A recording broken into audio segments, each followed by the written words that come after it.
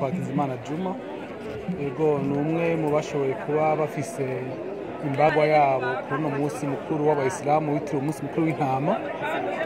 Naco gituma mutubona twese turi ngaha imitwe myinshi ikoranye mu ntumbero yo kubahiriza umugigwa twasanze ukorwa mu idini rya Isilamu mu gihe nk'iki c'uko haba igihe abantu bafise ubushobozi bakegeranya uburyo bakarondera ibibagwa bagashira ngaho bakabaga mu ntumbero yo kwizihiza umunsi mukuru. Ibi bitungwa mufise hano turabona yuko sinabike ni byinshi, hari abariko bariyumvira yuko ngo mushobora kuba mu bidandaza nivyo. Oya, umusango ntibidandazwa. Ibitungwa bibagwa ku ntumbero zibiri. Intumbero ya mbere ni uko kwanza kw'izina ry'abantu babayeho umugwi w'abantu aho nikora ego imfuvyi n'abapfakazi.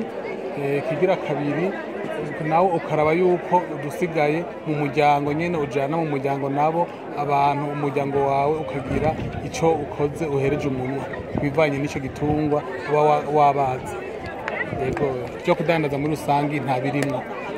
Kugira ibi bitungwa bishobore gushika ngaha kwibagiro bashobore kubibaga, mbega hoba hasabye iki? Hoba hariho abo mwabiguriye canke hoba hariho mwavyegeranirije? Ibitungwa murazi yuko bivanye n'ikiza gihari cateye mu bitungwa, ubu nta masoko y'inka agihari.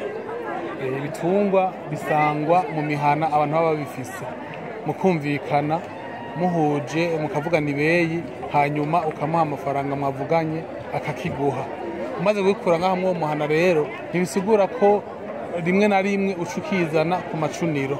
Igikorwa cabanze kwigwa n'ubushikiranganji bw'ibidukikije buri kumwe n'abarongoye abayisilamu ku rwego rw'igihugu, baraba ingene kino gikorwa cogenda neza kandi mu ntumbero yo kubahiriza umugambi wa leta wo gukingira abenegihugu. Naco gituma rero kimaze kuva mw'uwo muhana uba wakiguriyemwo ucukijana ahantu bateguye ho kuvyegeraniriza. Vyegeranwe kubera iki? Mu ntumbero yuko babanza hakaboneka umuganga wo kubipima ko cakiza kitoba carateye kimwe muri ivyo bitungwa, kugira iki nicakize gushika ku macuniro aho kibagirwa ari gitungwa cizewe neza gifise amagara meza mu ntumbero yo kubahiriza amagara y'abenegihugu. Iki gikorwa kiriko kiraba uno musi kirashobora kubandanya canke kiza guhera uno musi nyene? Igikorwa kiriko kirakorwa uno musi gitanguye uno musi mugo ntigiheze uno musi, kizobandanya imisi 3 ikurikirana guhera uno musi kuwa gatandatu gushika nko kuwa kabiri umunsi wa nyuma. Nk'umunyenegihugu yoba afise igitungwa muri uno mwanya avuga yuko ashaka kugishora, yokizana mukakimugurira? Bego ashoboye kugishora ashaka amafaranga bakizana bakakigura, mugabo kandi hubahirije ingingo ya leta yuko ibitungwa byose bibanza gusuzumwa amagara yavyo.